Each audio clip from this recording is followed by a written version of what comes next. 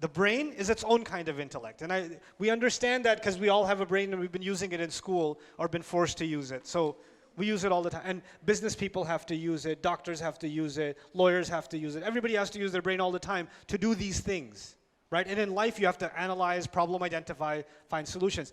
But the ruh has a different kind of intellect. We'll call it a spiritual intellect. The Quran describes the ruh's intellect as the heart. The term in the Quran for the spiritual intellect is what? The heart. So when people don't use their spiritual intellect, Allah says, لَهُمْ قُلُوبٌ لَا يَفْقَهُونَ بِهَا. They have hearts they don't understand with them.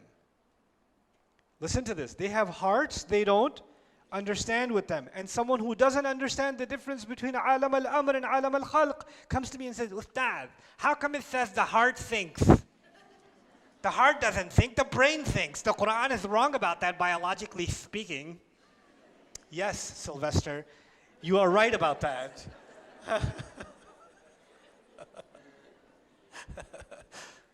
The reason for that is the Quran is not talking about the physical heart. It's talking about the spiritual intellect. And what word did Allah give to the spiritual intellect? Qalb. He gave it the meaning, the qalb. And when people stop using their spiritual intellect, He says their hearts have become hard.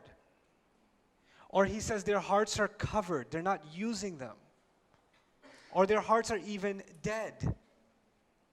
He even says, إِنَّ فِي ذَلِكَ لَذِكْرَ لِمَنْ كَانَ لَهُ قَلْبٌ. In this Quran, there's a real reminder for someone who actually has a heart. You could be like, but Ustad, everybody has a heart.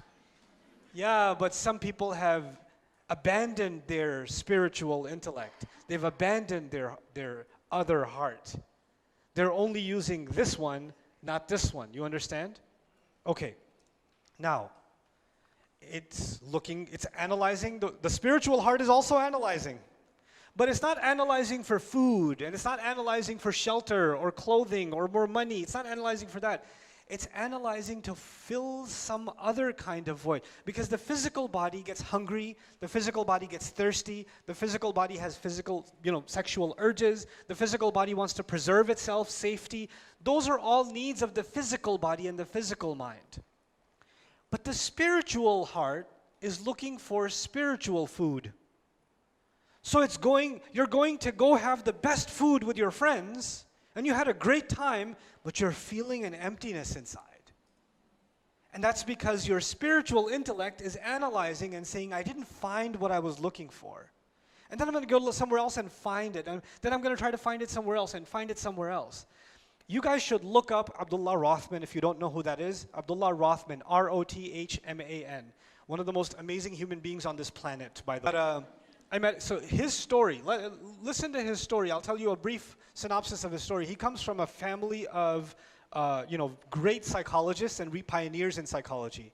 And he became interested in the question of what is the soul. He just became interested in that question. What is it? And he's a white guy. And he doesn't come from a religious background at all. And he wants to understand the soul. So he says, okay, I'm going to look at psychology last. I'm going to look around the world for what people say about this thing they call the soul. So he spends time in a Hindu temple, living with a pandit, dressing like them, eating like them, like the whole 9 yards for a while, a year or more. Then he goes to some shaman in Jamaica and lives in the woods and fishes with a spear and lives among them. Then he spends time in like a Jewish seminary, and he spends time in the church, and he all over. Like, he didn't just go study this stuff. He wanted to get into their spiritual practices, their culture, wanted to understand it from the inside. And he was kind of all done with everything, and he came back to do his master's in psychology. And somebody asked him, did you do Islamic psychology? You look at Islamic spirituality? He goes, really? Islam? And he started looking into it, and he says, this is it. And he took Shahada. And he's head of the Islamic psychology program at Cambridge Islamic College. He studied under a sheikh in Sudan. He got married in Sudan. And mashallah, studied Arabic, studied psychology in depth. And just because of the analysis of the ruh, of wahi, is something inside him seeking. This is something Allah gave inside every human being. Some people are able to silence it more than others, right? But it's inside.